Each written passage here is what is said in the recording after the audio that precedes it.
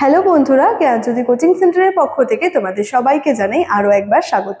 আজকের ক্লাসে তোমাদের সঙ্গে আলোচনা করব তোমরা যারা সিধু কানু বিরসা ইউনিভার্সিটির অধীনস্থ বিভিন্ন কলেজগুলোতে পড়াশোনা করছো, তোমাদের জন্য আজকের ক্লাসে সেকেন্ড সেমিস্টার মেজর হিস্ট্রি থেকে কিন্তু আরও একটি গুরুত্বপূর্ণ টপিক নিয়ে আলোচনা করব।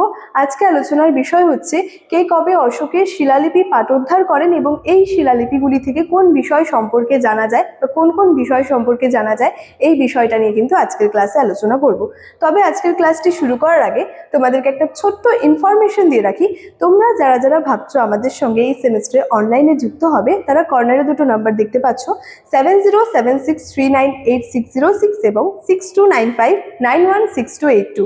এই নাম্বার দুটি হলো জ্ঞানজ্যোতি কোচিং সেন্টারের অফিসিয়াল হেল্পলাইন নাম্বার।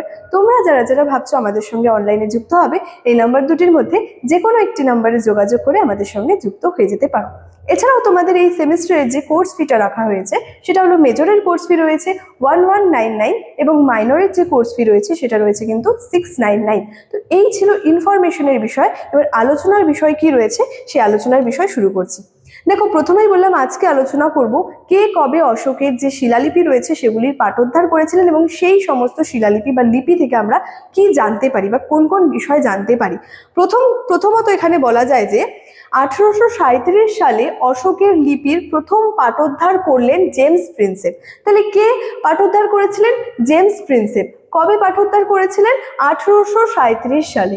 1837 সালে অশোকের লিপির প্রথম পাঠোদ্ধার করেছিলেন জেমস প্রিন্সেপ। এবং এছাড়াও বলা যায় তার সঙ্গে সঙ্গে কি হলো, ভারতের অতীতের একটা রুদ্ধদ্বার যেন খুলে গেল।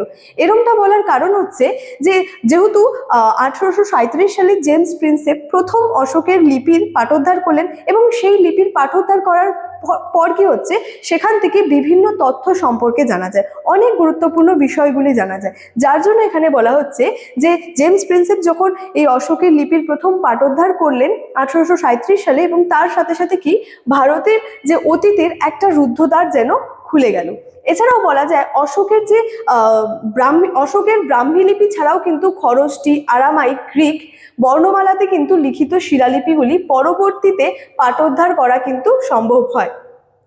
এছাড়াও অশোকের যে লিপিগুলি রয়েছে সেগুলি শুধুমাত্র কিন্তু ব্রাহ্মী লিপিতেই কিন্তু উৎকীর্ণ করা ছিল না, সেগুলি কিন্তু খরষ্টি লিপি এছাড়াও আরামাইক, গ্রিক বর্ণমালাতে কিন্তু তার যে শিলালিপিগুলি ছিল সেগুলি কিন্তু পরবর্তীতে কি হয়, পাঠোদ্ধার করা কিন্তু সম্ভব হয়।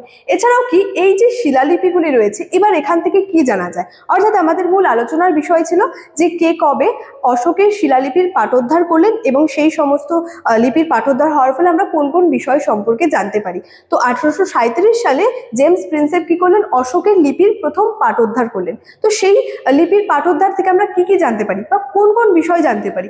দেখো, মূলত বলা যায় যে এই সব শিলালিপি থেকে জানা গেছে তার সাম্রাজ্যের আয়তন, অর্থাৎ সম্রাট মৌর্য সম্রাট অশোকের সাম্রাজ্যের যে আয়তনটা রয়েছে সেই বিষয়টা সম্পর্কে জানা যায়। এছাড়াও অশোকের শাসন ব্যবস্থাটা কেমন ধরনের ছিল সেই সমস্ত বিষয় সম্পর্কে জানা যায়। সমসাময়িক বিদেশি রাজাদের সঙ্গে তার সম্পর্কটা কেমন ছিল, অর্থাৎ সম্রাট অশোকের তার সমসাময়িক বিদেশি যে রাজাদের সঙ্গে কেমন ধরনের সম্পর্ক ছিল, এই সমস্ত বিষয় জানা যায়। এছাড়াও কি অশোকের যে ধর্মনীতির মূল কথা, অর্থাৎ অশোকের যে ধর্মনীতি রয়েছে সেই ধর্মনীতির মূল কথাগুলি কি কি রয়েছে সেই বিষয়টা জানা যায়। এছাড়াও পরধর্ম সহিষ্ণুতা, পশু পাখি ও তরুণতা সম্পর্কে তার কিন্তু প্রগাঢ় সমতা ও তাদের রক্ষায় কিন্তু ঐকান্তিক যে আগ্রহ, এর সাথে সাথে কি মৌর্য যুগের সামাজিক চিত্র এবং সম্রাটের ব্যক্তিগত জীবনের দুর্লভ চিত্র, এই সমস্ত বিষয় সম্পর্কে কিন্তু জানা যাচ্ছে।